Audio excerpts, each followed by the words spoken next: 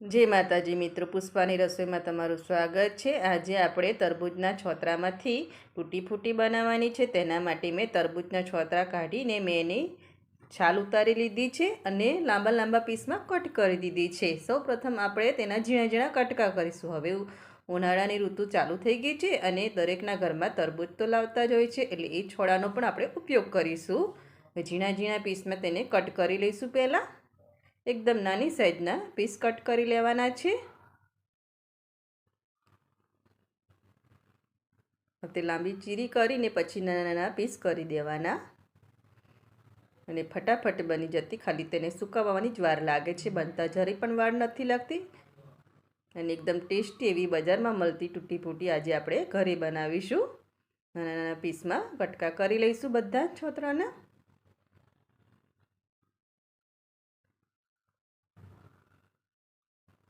નાના નાના પીસમાં કટકા કરીને લઈ લીધા છે ને એકવાર મેં તેને ધોઈ લીધા છે। સરસ ધોઈને ક્લીન કરી લીધા છે। એક પેનમાં આપણે 2 ગ્લાસ જેટલું પાણી ગરમ કરવા મૂક્યું હતું। પાણીને ગરમ કરી લીધું છે, એકદમ ગરમ કરી લેવાનું છે પાણી, અને પીસને આપણે અંદર એડ કરી દઈશું અને 10થી 15 મિનિટ માટે તેને ઉકળતા પાણીમાં કૂક થવા દઈશું। તેને ઢાંકીને આપણે મૂકી દઈશું। તેને બાફતી વખતે આપણે કશું એડ કરવાનું નથી હોતું, ટ્રાન્સપરન્ટ થાય ત્યાં સુધી તેને બાફી લેવાના છે। ઢાંકીને મૂકી દઈશું 10થી 15 મિનિટ માટે। 10થી 15 મિનિટ થઈ ગઈ છે, જો એકદમ ટ્રાન્સપરન્ટ થઈ ગયા છે તરબૂચના પીસ। જો હવે તેને આપણે બહાર લઈ લઈશું, એક કાણાવાળા વાસણમાં તેને કાઢી લઈશું। બહાર કાઢી લીધા છે। હવે એક નોનસ્ટિક પેન લઈશું, 1 વાટકી જેટલી ખાંડ લઈ લઈશું અને ખાંડ ડૂબે તેટલું પાણી એડ કરીશું। હવે ખાંડને ઓગાળી લેવાની છે, 1 થી 2 ઉભરા લાવી દઈશું, ખાંડ સરસ ઓગળી જાય। મિક્સ કરી લઈશું। આપણે કંઈ ચાસણી નથી કરવાની, ખાલી ખાંડને ઓગાળી લેવાની છે। ખાંડ ઓગળે પછી 1 થી 2 ઉભરા આવે ત્યાં સુધી તેને ઉકાળી લઈશું। ખાંડ ઓગળી ગઈ છે અને 1 થી 2 ઉભરા સરસ આવી ગયા છે આપણા।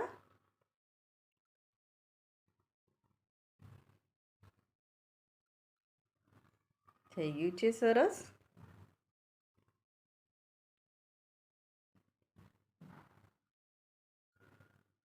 હવે આપણે તરબૂચને કટ કરીને બાફીને રાખ્યા હતા તેને આપણે ખાંડવાળા પાણીમાં એડ કરી દઈશું, મિક્સ કરતા રહીશું અને હજુ 10 મિનિટ આપણે તેને કૂક થવા દઈશું ખાંડવાળા પાણીમાં। સરસ ખાંડવાળું પાણી અંદર થઈ જાય ત્યાં સુધી તેને રહેવા દઈશું, એકદમ પાણીનો ભાગ બળી જવાય ત્યાં સુધી આપણે તેને ઉકાળી લેવાનું છે। ઢાંકીને મૂકી દઈશું અને ગેસની આંચ ફાસ્ટ જ રાખીશું।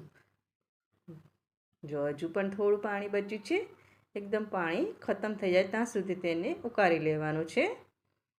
જો હવે એકદમ ડ્રાય થઈ ગયા છે, જરા પણ પાણી રહ્યું નથી। આવું થાય ત્યાં સુધી તેને રાખવાનું છે, 10 મિનિટ જેવું લાગે છે અને ગેસની આંચ ફાસ્ટ જ રાખવાની છે। આપણે અલગ અલગ વાટકીમાં લઈ લીધું છે। આપણે યલો કલર લઈશું એક વાટકીમાં, તેને મિક્સ કરી લઈશું। કલર તમારે ચોઈસ મુજબ તમે કોઈ પણ કલર લઈ શકો છો, પણ યલો, ગ્રીન, ઓરેન્જ તો હોય છે જ। જો સરસ યલો કલર થઈ ગયો છે। બીજા બાઉલમાં આપણે ગ્રીન કલર લઈ લઈશું, તેને પણ મિક્સ કરી લઈશું। મિક્સ કરી લઈશું।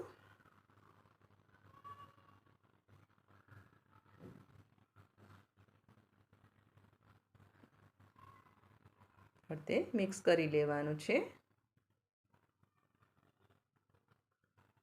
અને બીજા બાઉલમાં આપણે ઓરેન્જ કલર લઈશું,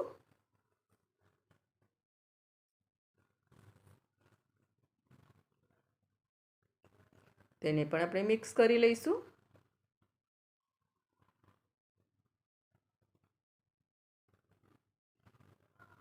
હવે જો ચાસણીનો ભાગ હોય વધારે તો તમે તેને નિતારીને અલગ પણ કરી શકો છો। તેને પ્લેટમાં લઈ લીધા છે. મેં ચાસણીનો ભાગ હતો તેટલો નિતારી લીધો છે અને તેને સૂકવી દીધા હતા ઓવરનાઇટ, અને સૂકવીને રેડી થઈ ગયા છે. જો એકદમ ક્રિસ્પી થઈ ગયા છે. 10 થી 12 કલાક માટે તેને સૂકવી દીધા હતા. બનીને રેડી થઈ ગયા છે. તમે એકવાર જરૂરથી બનાવજો, બહુ ટેસ્ટી લાગે છે ખાવામાં પણ. અને જો તમને મારી આ તૂટી ફૂટીની રેસીપી ગમતી હોય તો મારા વિડીયોને લાઈક કરજો, સબસ્ક્રાઈબ કરજો અને બેલ આઇકન જરૂરથી દબાવજો. ફટાફટ બની જતી તૂટી ફૂટી